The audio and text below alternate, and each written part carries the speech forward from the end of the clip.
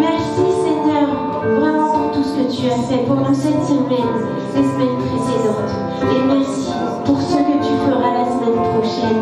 Nous savons Seigneur que même si nous aurons des épreuves, nous en sortirons toujours victorieux en toi. Parce que ce n'est plus nous qui vivons, mais c'est toi qui vis en nous. Tu as le contrôle de toutes nos vies. Tes œuvres sont glorieuses Seigneur. Tes œuvres sont glorieuses, roi de gloire. Tu es fidèle, tu restes toujours à côté de nous Seigneur. Même si là où nous sommes fidèles, toi tu restes fidèle Père. Quelle grâce, quelle grâce. Oh Seigneur, merci.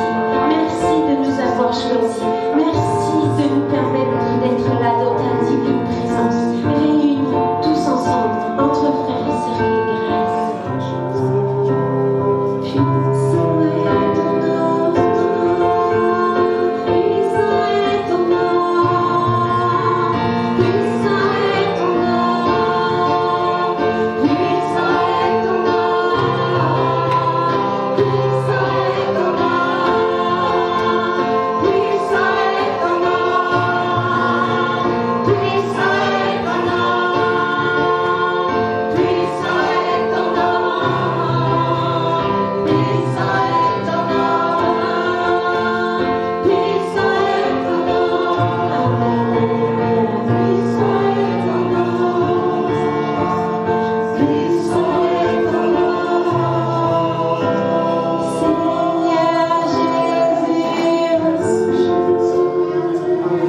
nom, Seigneur Jésus. Tu étais là dès la création, puis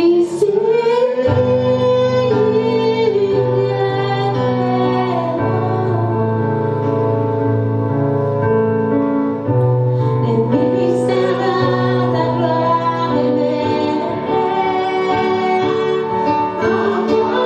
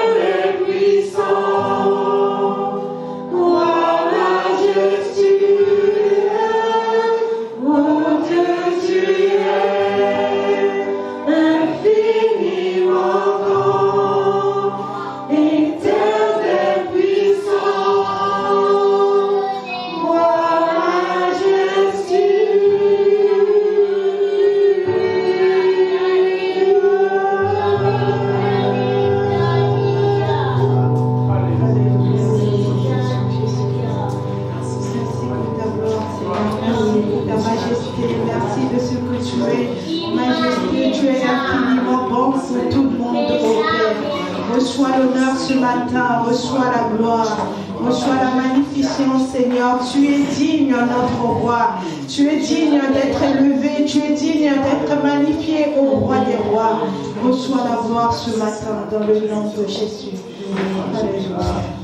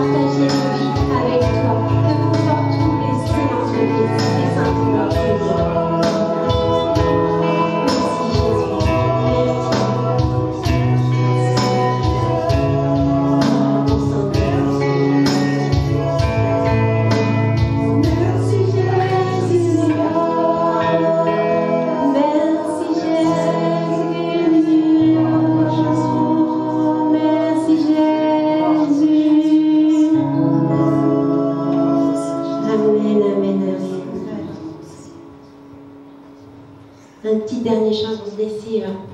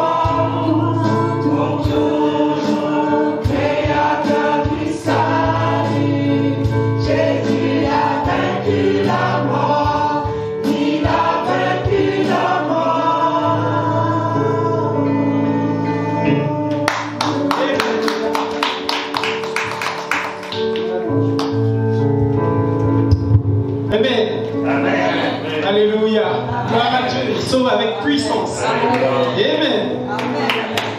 Alléluia. Gloire à Dieu.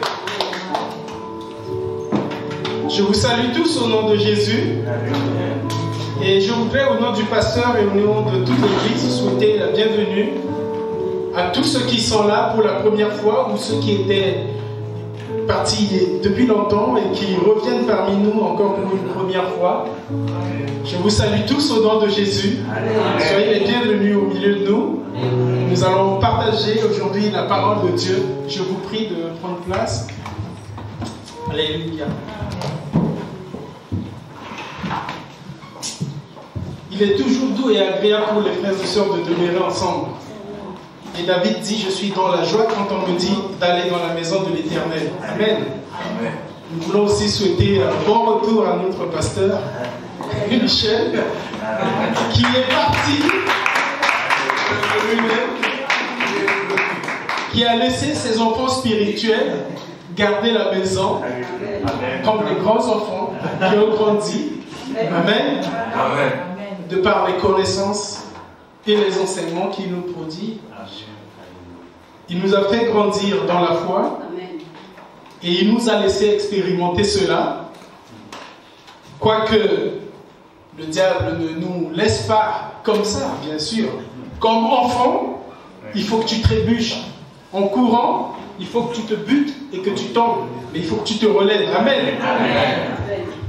Nous avons couru, nous sommes tombés, nous nous sommes relevés. Amen. Il est revenu nous trouver certainement peut-être avec des bobos, des cicatrices. Mais cicatrisé quand même. Amen. Amen. Et c'est ça une famille en Christ. C'est ça une famille en Christ. Mon cœur est vraiment dans la joie de retrouver beaucoup de retours ce matin. Et qu'ensemble nous allons partager les connaissances que Dieu veut ce matin nous révéler. Le Saint-Esprit qui sonde les profondeurs de Dieu veut nous révéler quelque chose ce matin dans notre vie pratique de tous les jours. Amen. Amen. C'est pour ça que ce matin, ma prédication ne va pas être que beaucoup plus de commentaires, mais nous allons faire beaucoup de lectures. Nous allons faire beaucoup de lectures. Pourquoi? Parce que ce matin, le Saint-Esprit veut nous enseigner et veut nous appeler à un renouvellement de nos pensées. Nos modes de pensée en tant qu'enfants de Dieu. Et le thème de mon message ce matin, c'est « Renouvelle tes pensées ». Renouvelle tes pensées. Et pour cela, nous allons lire d'abord 2 passages bibliques. Dans un premier temps, dans Galates 5 du verset 19 à 26. Amen. Ça va apparaître là à l'écran. Mais c'est quelque chose que beaucoup d'entre nous connaissent déjà. Amen. Et moi je vais lire directement donc à partir de ma Bible. C'est un verset qu'on connaît, mais souvent de façon superficielle. Et ce matin, le Seigneur veut nous apprendre peut-être quelque chose au travers de ce message, au travers de ces différents messages que je vais lire entièrement. Amen. Nous allons donc lire au nom de Jésus. Et après quoi, ma sœur Grinilda va venir prier pour le message, pour confier ce moment au Seigneur, afin que le Seigneur puisse nous révéler les mystères de sa parole et nous aider à grandir dans la foi. Amen. Amen. Or, les œuvres de la chair sont évidentes.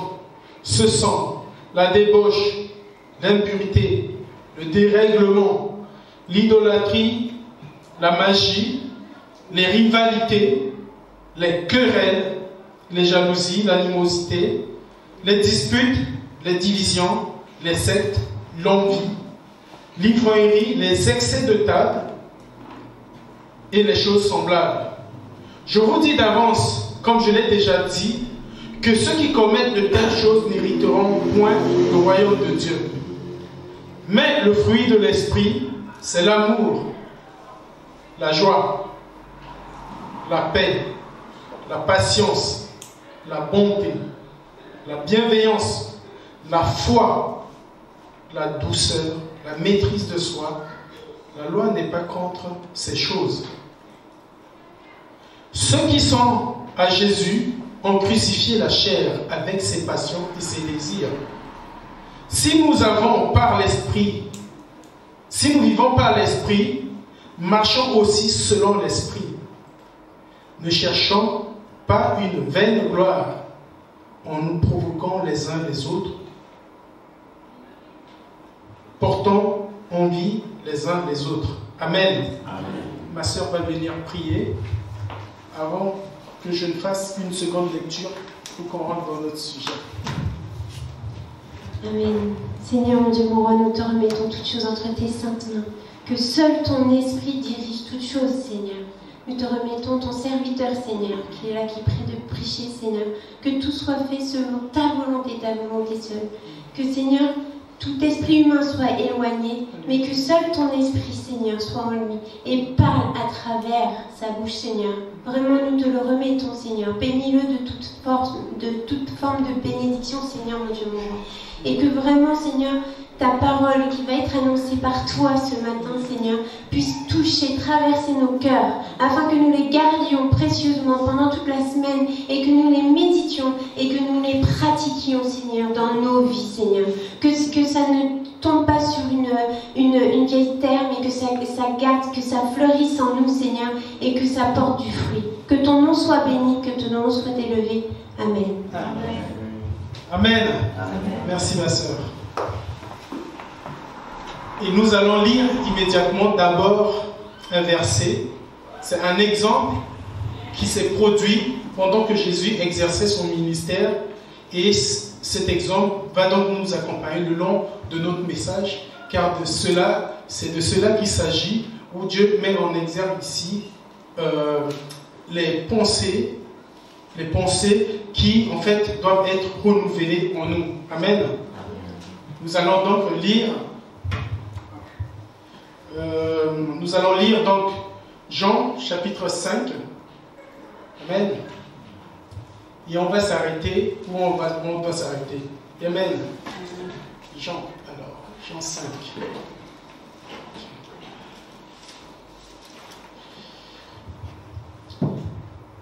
Après cela,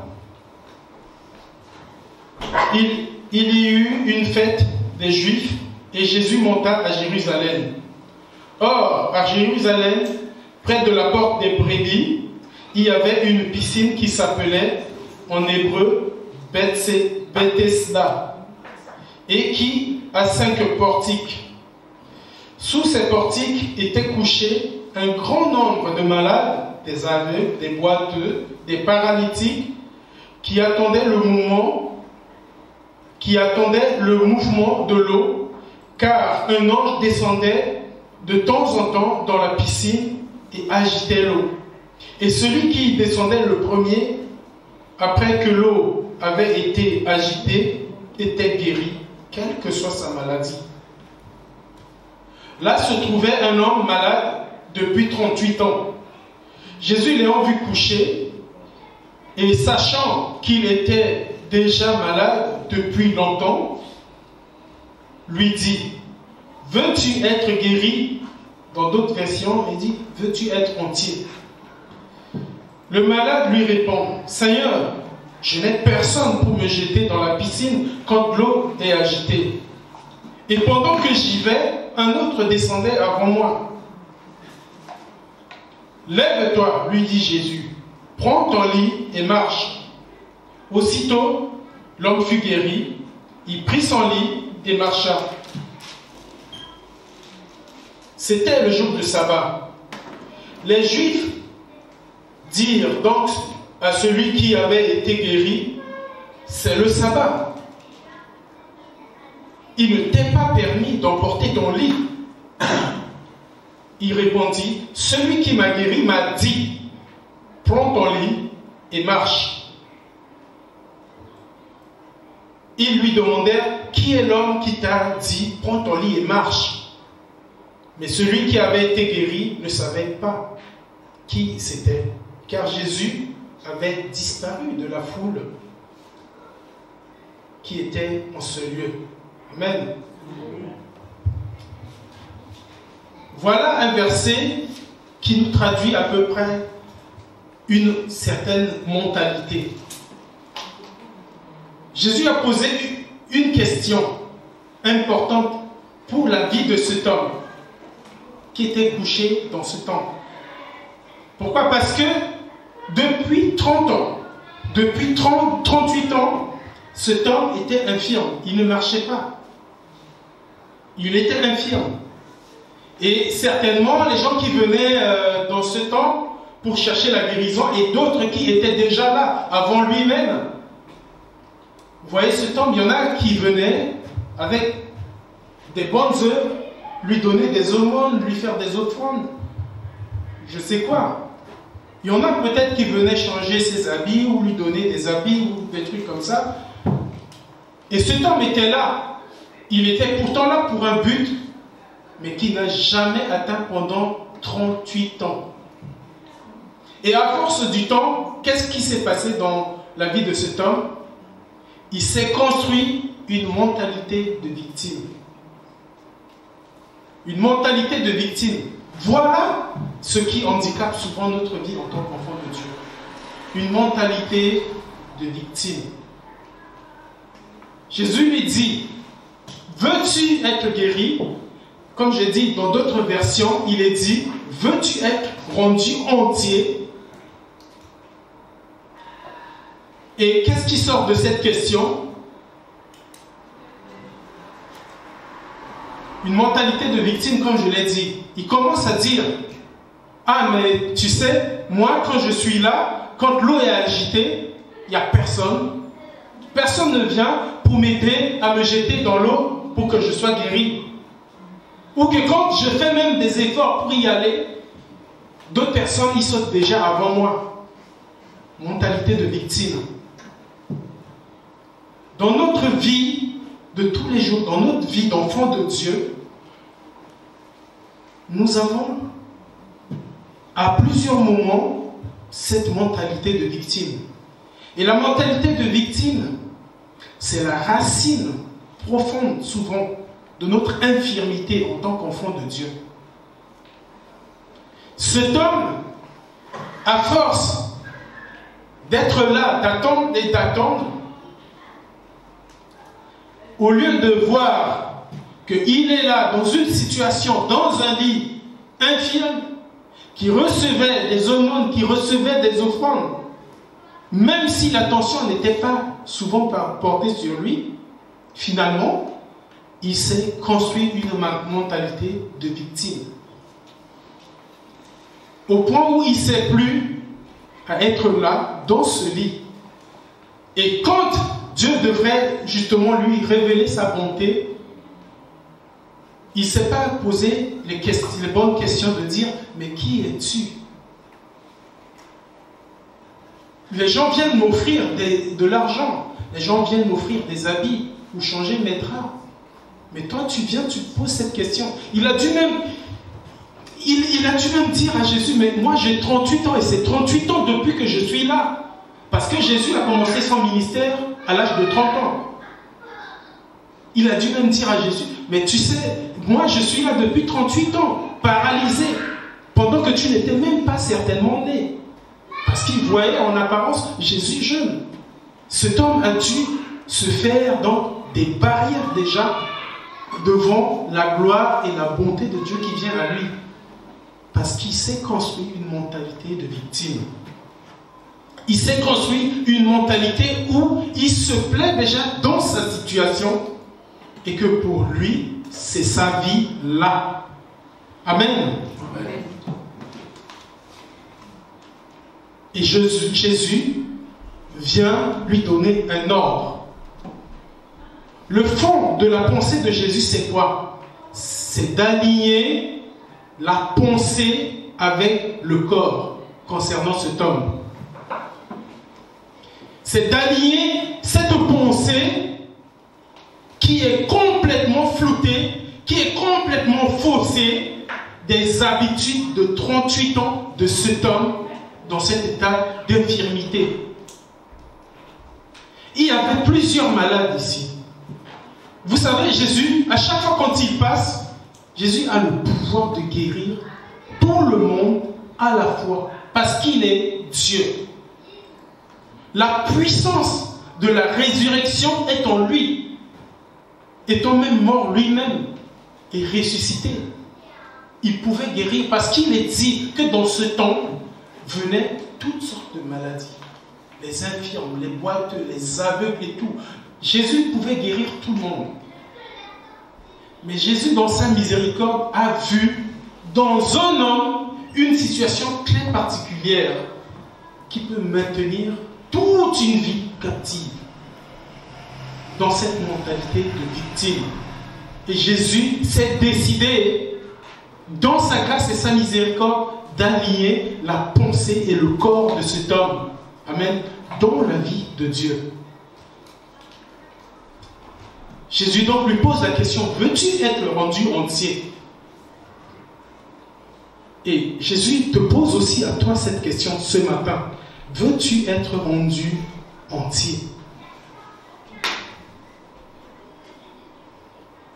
Veux-tu être rendu entier?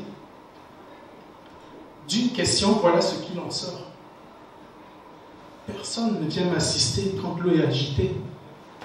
Personne ne pense à moi quand l'eau est agitée pour me jeter là que je sois guéri. Ou même si je fais un peu d'effort, mais tout le monde vient passer avant moi. Nous nous plaignons souvent, nous, dans notre vie de tous les jours, mais j'ai tant bien fait de mal autour de moi, mais j'ai comme l'impression que tout le monde me veut du mal. Amen. Nous avons commencé à lire ici Galates. Et si je dis que la racine de notre infirmité spirituelle, quoique dans un corps bien constitué, mais notre esprit, notre âme peut être boiteux, infirme, de par les mentalités qu'on peut avoir. Une pensée qui n'est pas renouvelée fait que de cette frustration où tu te dis je fais du bien mais je n'ai pas de retour. Il est dit ici dans cette parole que quand Christ a ordonné à cet homme de marcher et que cet homme s'est levé, Jésus-Christ a disparu de la foule. Il n'attendait pas un retour, un remerciement ou une reconnaissance quelconque de la part de cet homme. Parce que pour lui, il a rendu son ministère, ce pour lequel son Père l'a envoyé. Il a rendu ministère afin de révéler la bonté de Dieu. Nous, enfants de Dieu, dans tout ce qu'on fait, nous devons garder justement cette mentalité-là. Qu'en faisant du bien à mon prochain, qu'en consolant, en portant assistance, on n'attend pas de retour. C'est un sacerdoce.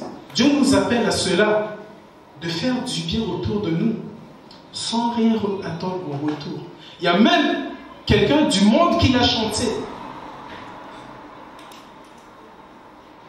Donner du sourire à quelqu'un, faire du bien autour de soi, sans rien attendre en retour. C'est un remède pour nous-mêmes. Et quand tu es dans ce mode de pensée, l'animosité commence à naître. Tu prends la corde de l'animosité. Tu prends la corde de colère. Tu prends la corde de jalousie. Et ce sont les armes du diable. Toi-même, tu t'attaches, tu attaches ta vie avec. Et te voilà là comme c'est un terme dur, mais je le dis vraiment parce que moi-même j'ai vécu ça dans ma chair et le Seigneur m'a enseigné là-dessus et je veux le partager. Et te voilà là comme un tas de frustration. Dans ce mode de pensée,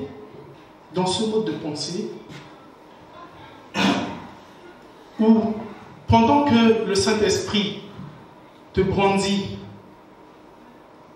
un fruit qui est la patience, la douceur, la joie, te voilà là comme un tas de frustration. Et c'est une situation qui vient polluer ta perception de la vie de Dieu qui est en toi. Quelque chose qui vient polluer l'assurance de la foi que tu dois avoir en Jésus-Christ. Tu t'en éloignes parce que tu commences à t'attacher avec les œuvres de la chair, où tu attends une reconnaissance. La Bible dit, malheur à l'homme qui se confie dans l'homme. C'est pas que l'homme est mauvais de nature. Dieu nous a donné sa nature. Nous sommes enfants de Dieu, mais il y a en nous des insuffisances. En chacun de nous, des limites. Nous ne sommes pas parfaits comme Dieu vivant, mais il a mis en nous sa nature. Et nous devons simplement, pour arriver justement à avoir la plénitude de Dieu, après avoir reçu la plénitude de Dieu, il nous faut être éveillés. Parce que le diable, comme souvent il a été dit ici, lui il rôde comme un lion rugissant, cherchant qui dévorer. Et le vrai terrain de combat d'un enfant de Dieu, c'est la pensée. C'est ce par quoi le diable passe pour nous faire le plus de mal, pour dévaster notre vie. Puisque je n'ai pas de la reconnaissance, je n'ai plus rien à voir avec un tel frère et telle sœur. La division. Il en est parlé là dans Galates, comme on a lu. On s'attend à la reconnaissance. Et sans la reconnaissance, nous créons nous-mêmes la division. Et Dieu veut que nous apprenions justement à savoir et à discerner ce qui vient polluer notre pensée, ce qui vient polluer notre perception de la vie qui est en nous. Jésus-Christ vit en nous. Mais nous pouvons aussi décider justement d'obéir ou pas. Nous pouvons décider de nous lever, de prendre notre lit et marcher aussi. Parce qu'il sait qu'il a le pouvoir et il nous a donné ce pouvoir, il nous a donné cette autorité. Il a dit tout simplement, lève-toi, prends ton lit et marche. Il n'est pas venu prendre le lit à la place de l'infirme, ni lui tenir la main pour le relever. Il a donné juste un ordre. Dieu nous enseigne au travers de sa parole souvent, mais nous avons souvent des doutes. Nous écoutons, nous entendons, nous écoutons, mais nous n'entendons pas. Nous voyons même l'œuvre de Dieu dans notre vie, des situations dans lesquelles nous sortons, mais nous ne voyons pas. Pourquoi? Parce que notre vie est polluée par une mentalité de victime. Nous devons renouveler notre pensée. Quand cet homme s'est levé de son lit, quand il a pris son lit et qu'il commence à gambader, à sauter et tout, les gardiens de ce temple sont venus vers lui et dire: mais qu'est-ce que tu fais? C'est le jour de sabbat. Comment tu te permets de porter ton lit? C'est interdit. La fausse connaissance. Un des mots qui souvent nous détourne et qui détourne notre pensée et notre vision vers la bonté de Dieu. Ces gardiens du temple, au lieu de voir la bonté de Dieu révélée au travers de l'acte de Jésus-Christ, ils croient savoir. Vous savez, le danger, le plus grand danger entre l'ignorance et la fausse connaissance, c'est vraiment que quand on croit savoir, la fausse connaissance nous amène à croire qu'on sait et qu'on essaie de se focaliser sur les fausses connaissances et on ne perçoit pas non plus justement les œuvres de Dieu. nous ne percevons pas ce à quoi nous sommes appelés. C'est un grand danger. La Bible dit que faute de connaissance, mon peuple périt. C'est-à-dire que l'ignorance mène à la mort. Mais la fausse connaissance nous maintient dans l'erreur pendant toute notre vie et notre âme s'éteint à petit feu.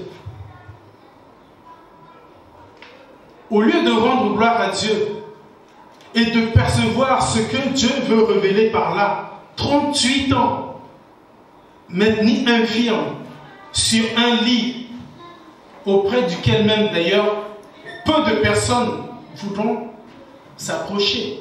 Certainement il y a eu des odeurs, des choses horribles. Pour un homme infirme, on sait déjà quand quelqu'un fait 2-3 jours dans le lit de maladie. J'ai été auprès de mon frère jumeau pendant qu'il était dans le coma. Ce sont des choses horribles.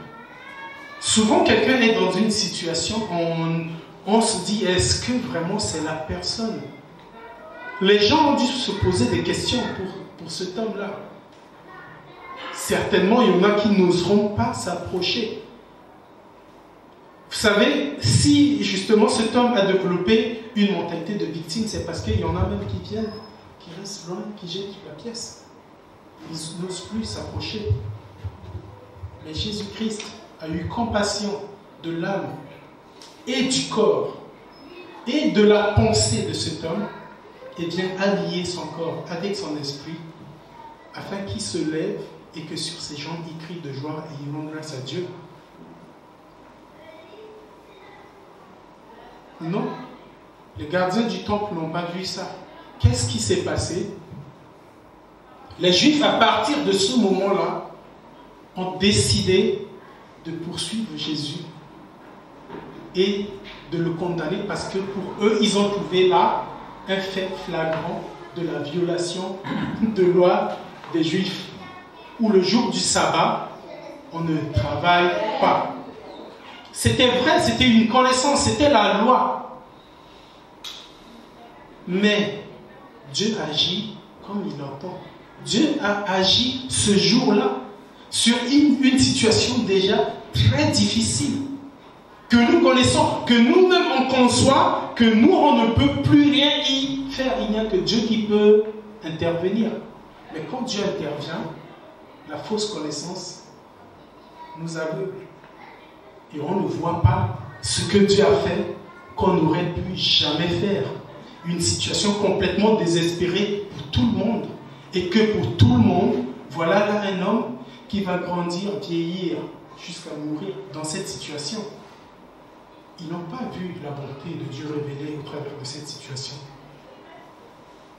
Mais ils ont vu la loi qui interdit. Et cet homme, lui, il a compris une chose. Il a dit, puisque tu l'as ordonné, je vais prendre ce lit. Il n'a plus voir, il n'a plus vu son état d'infirmité. Il s'est levé, il a pris son lit, il a bondi et il est parti. Amen. La mentalité de victime nous maintient dans une situation où on perd la perception de la vie de Jésus-Christ en nous. Dans 2 Corinthiens, le chapitre 11, verset 3, nous allons lire. C'était l'inquiétude de l'apôtre Paul aux chrétiens de Corinthe.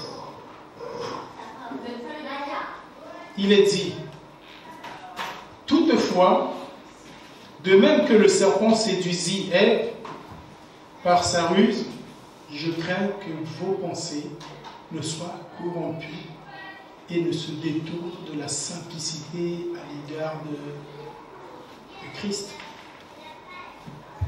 Des fois, il faut voir les choses simples que Dieu sème dans notre vie.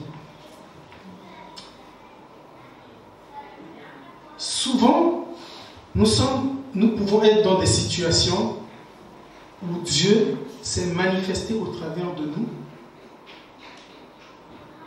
Mais le fait qu'à chaque fois qu'il y a une situation donnée, au lieu de nous tourner vers la connaissance de Dieu et de nous tourner vers ce que Dieu met au-devant de nous comme un bon plateau des fruits de l'esprit qu'on a vu dans Galates, l'amour, la patience, la douceur, la tendresse, la joie, nous nous laissons emporter souvent par nos émotions. Des ressentiments que j'en avais déjà parlé.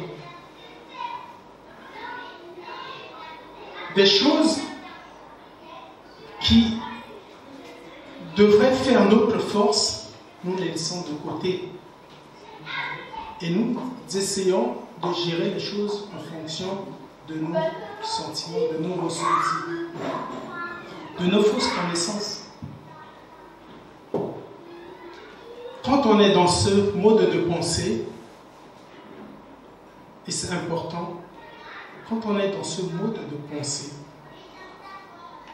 de voir les choses, pas comme l'Esprit nous le montre, pas comme Dieu nous le révèle, mais quand on a des connaissances, quand on se croit peut-être spécialiste dans tel ou tel domaine social et qu'on connaît les gens, et qu'on croit pouvoir gérer les relations, gérer les situations par nos connaissances, ça nous mène à la chair.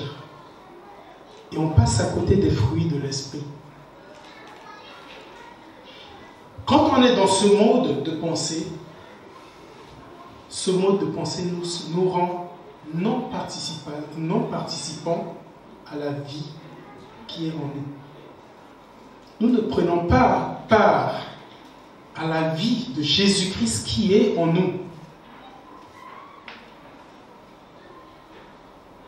Il est dit que Dieu a pris notre place. Dieu s'est révélé à nous afin de nous relier avec le Père. Et qu'il a placé en nous son esprit, qui est l'esprit de vie, de joie, de paix. Pourquoi ne pas prendre simplement les choses de Dieu? Pourquoi ne pas prendre la vie simplement? C'est dit ici. Je crains que vos pensées ne soient corrompues et ne se détournent de la simplicité à l'égard du Christ. Quand Dieu se révèle à nous, nous devons en prendre garde. Quand Dieu établit quelque chose dans notre vie, pour notre bien, nous devons le garder en tête. De témoigner Christ au travers de ces choses, afin que nous restions dans l'esprit de la reconnaissance vis-à-vis de Dieu et que nos témoignages puissent édifier autour de nous. Nous édifier les uns les autres dans la maison de Dieu. Nous devons renouveler notre pensée. Veux-tu être rendu entier? Veux-tu être guéri? Tu n'es pas victime. Amen. Tu n'es pas victime. C'est fini. Il a tout payé. Et son œuvre est parfaite. Amen. Il accomplit parfaitement sa mission, ne rendant pas vain son œuvre sur la croix. Parce qu'il connaît nos pensées. Quand Jésus-Christ passait là, c'est parce qu'il connaissait la pensée de cet homme. C'est parce qu'il sait qu'est-ce qu'il maintient cet homme. Et ça, c'est toute la joie du diable, de nous voir rester captifs. Captifs aux mauvaises pensées. Captifs aux mentalités qui nous maintiennent et qui incorporent, qui intègrent en nous les caractéristiques qui répondent à qui lui appartient. La rancune, manque de pardon. On est même amené à se venger, mais des fois on est même enfant de Dieu. Et on se livre à la vengeance. Ces choses-là, il est dit, quiconque pratique n'hérite pas le royaume de Dieu. On a beau être dans la maison de Dieu, mais on a besoin de nous renouveler nos pensées, de sortir nos pensées. Amen.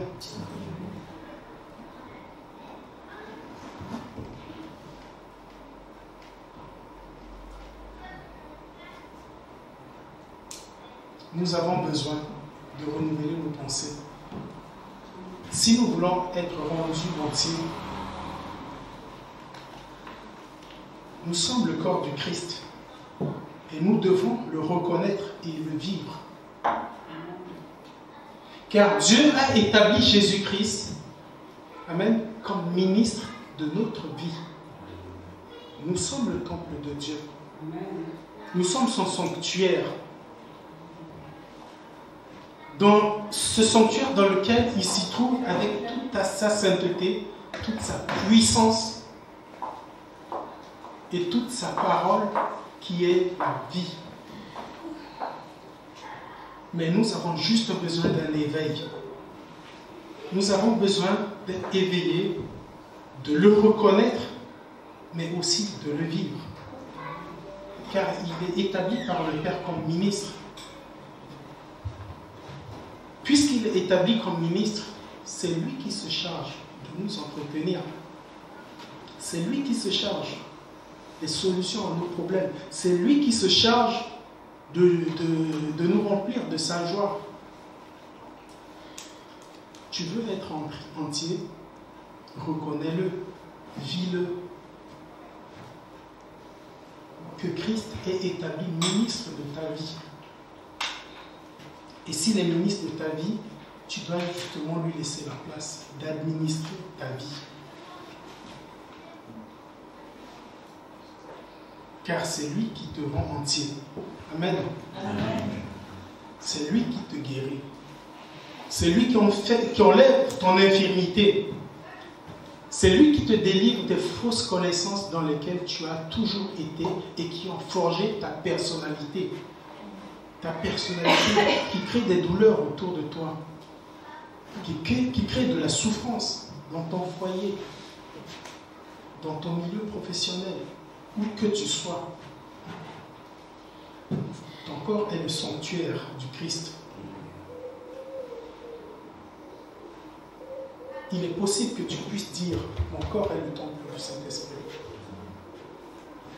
Et Christ en est ministre. Nous devons apprendre à rentrer en accord avec Dieu. Entrer en accord avec le Seigneur dans le fait de l'acceptation de son rôle établi en nous, qui nous permet de voir sa bonté, qui nous permet de recevoir ses ordres, ses instructions, et de prendre notre vie et de nous lever, de nous sortir de nos infirmités. Nous avons besoin d'être attentifs à la voix du Seigneur quand il nous interpelle devant une telle situation. Et ainsi, nous pouvons reconnaître la main de Dieu dans notre vie qui change tout, qui établit tout, qui rétablit l'ordre dans notre vie quand il y a eu toujours du désordre. Nous devons reconnaître la main de Dieu quand le moment venu où il agit en son temps, nous avons la patience. Écoutez, nous avons appris ici plusieurs fois que l'école de Dieu est difficile. Parce que, comme un potier, quand il commence à nous façonner, c'est des fois difficile. Mais dans ces moments difficiles, nous venons d'apprendre qu'il ne faut pas être dans cette mentalité de victime, mais de lui faire confiance. Amen. Et de lui laisser notre corps, notre âme, notre esprit, car c'est lui qui est capable de nous aligner. D'allier notre corps, notre âme et notre esprit, afin que nous soyons des enfants équilibrés dans le Seigneur. Et c'est en étant équilibrés dans le Seigneur qu'on grandit spirituellement. Qu'on a la tranquillité de l'âme qui est libérée de toute pensée qui empêche le Saint-Esprit de venir remplir notre vie. Amen. Il y a eu une image qui m'était venue. Amen. Quand j'étudiais ces paroles. Imaginez que vous créez une machine qui doit tenir un récipient qui doit recevoir de l'huile. Si cette machine-là se met à basculer ou à retourner le récipient, versez-y votre huile alors. Amen. Vous aurez votre huile pleinement remplie dans le récipient. C'est ça? Non. Effectivement. Dieu, il nous a créés. Il a laissé en nous la possibilité de recevoir ou de ne pas recevoir. Tu veux te retrouver dans quelle position ce matin? Dans la position de recevoir l'huile de Dieu ou dans la position de regarder tout ce qui t'attriste, tout ce qui fait du mal, tout le mal que les autres font, tout ce qui n'est pas parfait par-ci et par-là. Dans cette position-là, attends-toi donc à ce que Dieu vienne te remplir. Comme tu as retourné le récipient, parce que tu penses que c'est là où il faut regarder.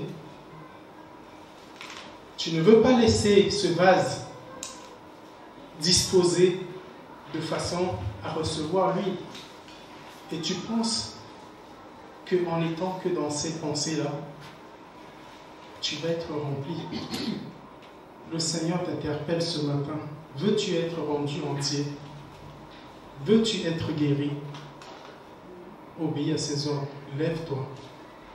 Lève-toi et marche avec lui. Amen. Amen.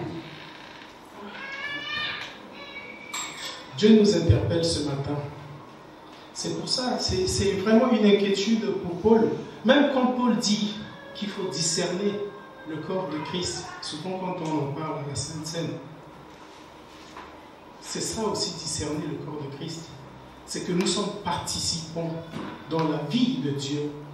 Étant connectés avec lui par le Christ, nous sommes partie intégrante de la vie de Dieu. Parce qu'il vit en nous. Et nous devons résister et rester en lui. Et à ce moment-là, nous sommes participants à la vie de Dieu. Ce qui est bien pour nous-mêmes, pour notre vie, pour notre paix, notre joie, mais aussi pour les gens qui sont autour de nous.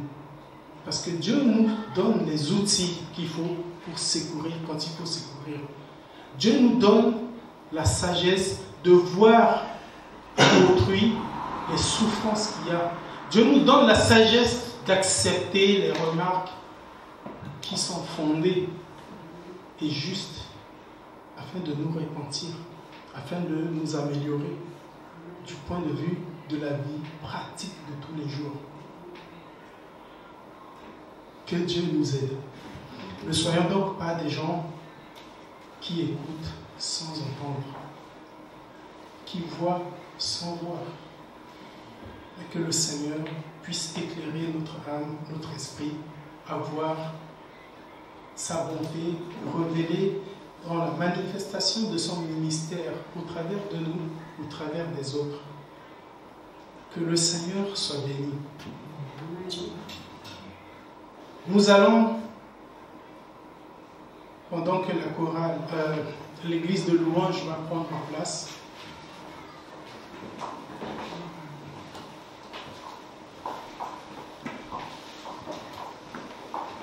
nous allons tous nous lever.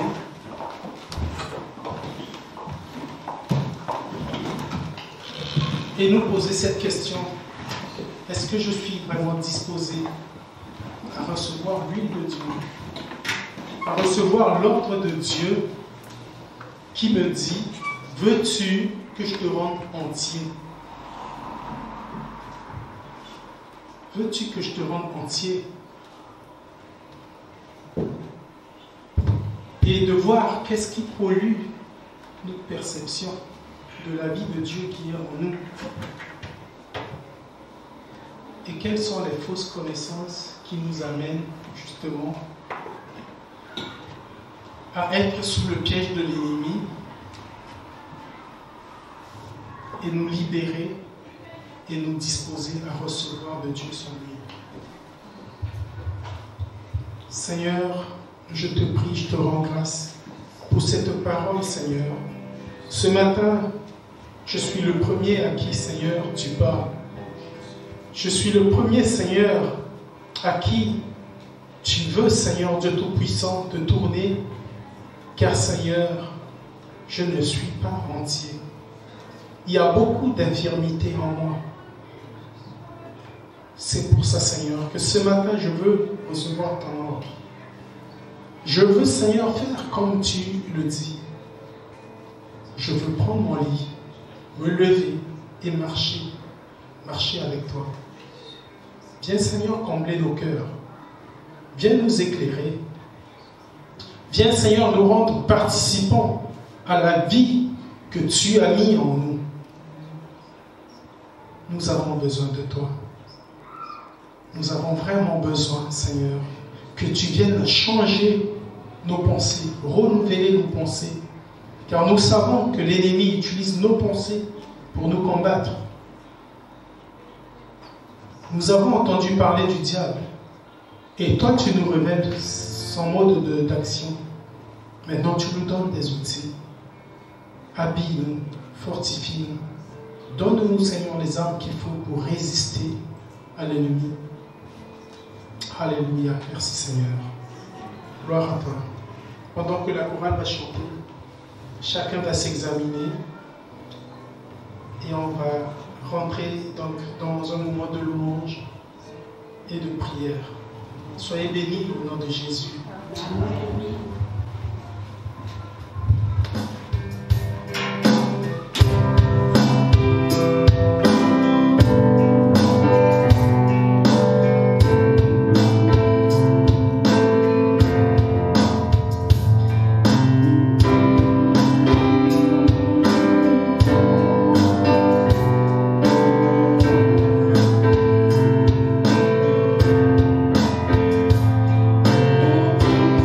Thank you.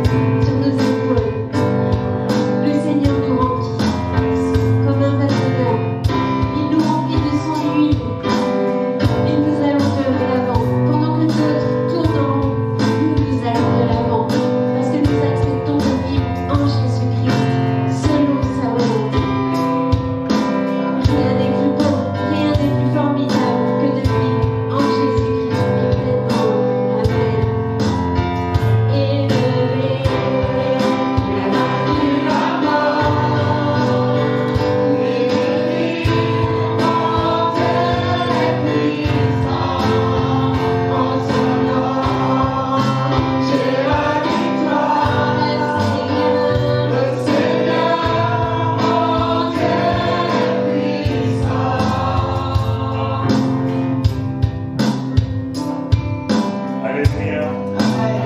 Est-ce qu'on peut acclamer le Seigneur à travers la parole?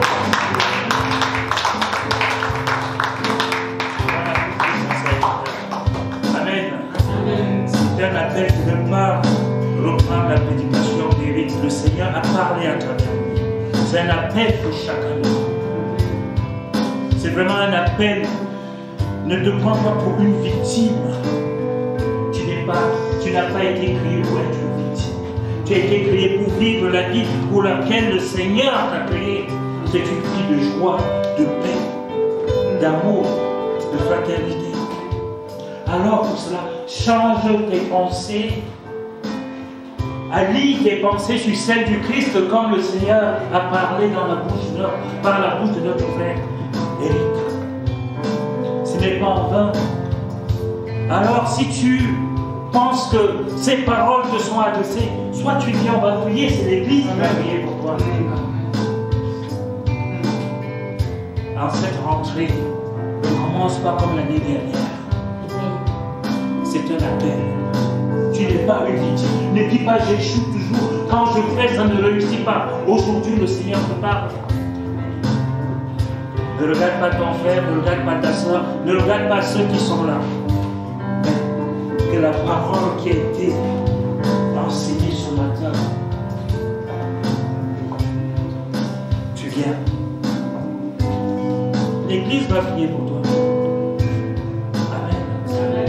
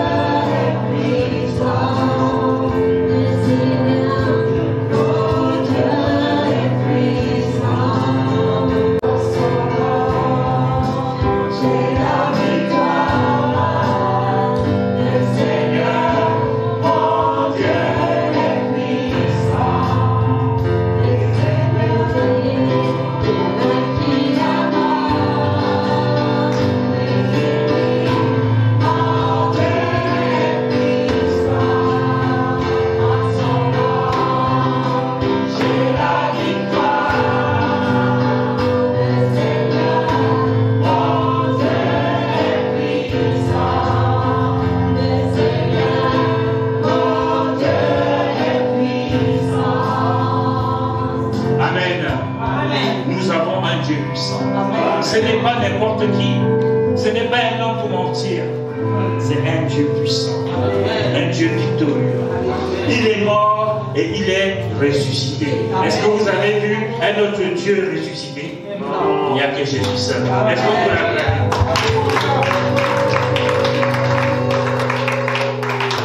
Amen, amen. Je vais juste faire une annonce pour que vous puissiez la mettre dans vos agendas. C'est le 18 septembre, c'est notre culte de rentrée. Je ne me suis pas trompé, c'est ça? Le 18 septembre a lieu ici le culte de rentrée. Donc venez, on va prier pour que cette année nous puissions la commencer avec force, en tant que gagnant, pas en tant que victime. Il a bien dit, hein? Victime, on n'est pas enfant de Dieu. C'est nous qui devenons victimes dans nos pensées. Alors nous devons changer nos pensées. Alors le 18 septembre, nous avons notre culte de rentrée. On va prier pour tout le monde. Vous avez vu le serviteur lui-même qui a reçu la parole du Seigneur est venu en humble serviteur. Il a demandé qu'on prie pour lui. C'est l'humilité. Nous ne sommes pas plus grands que le Maître. Alléluia. On va encore acclamer le Seigneur.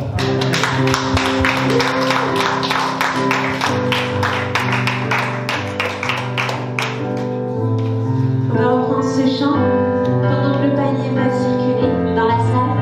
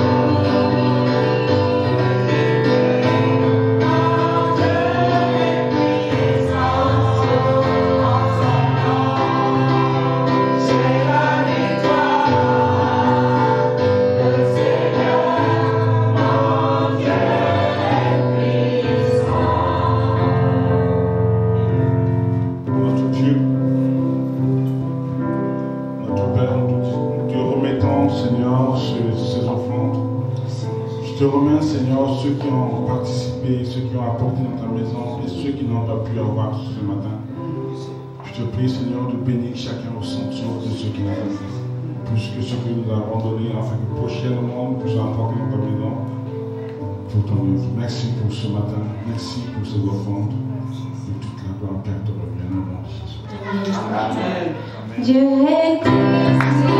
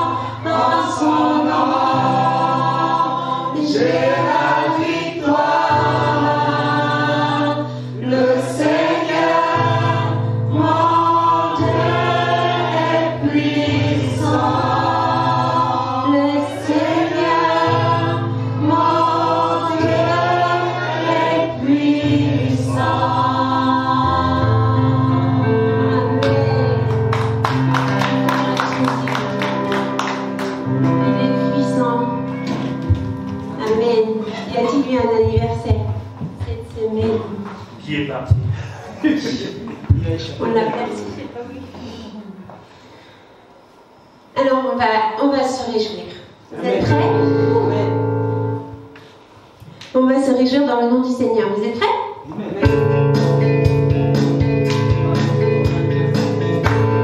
Je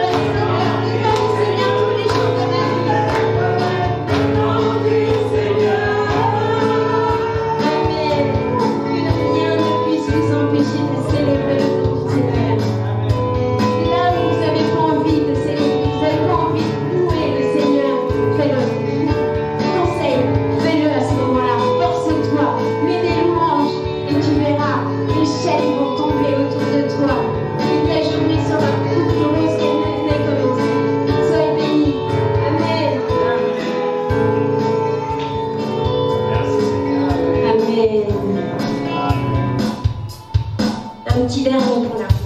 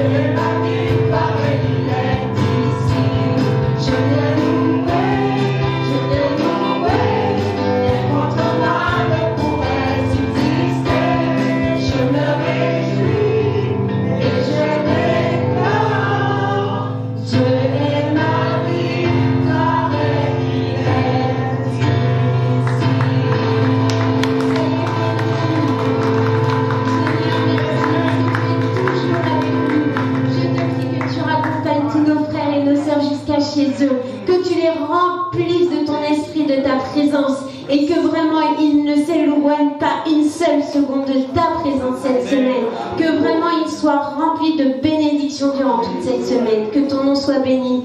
Amen. Soyez bénis. Amen.